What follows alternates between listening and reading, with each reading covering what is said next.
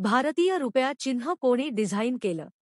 ए. दिनेश अग्निहोत्री, बी. Uday Kumar, C. रवी Verma, D. Amartya Sen.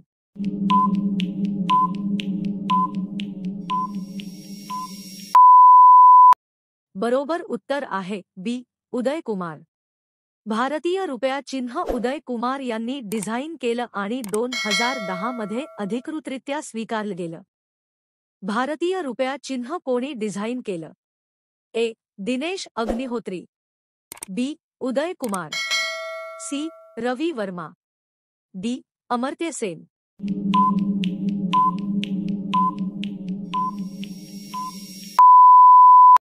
बरोबर उत्तर आहे बी. उदय कुमार.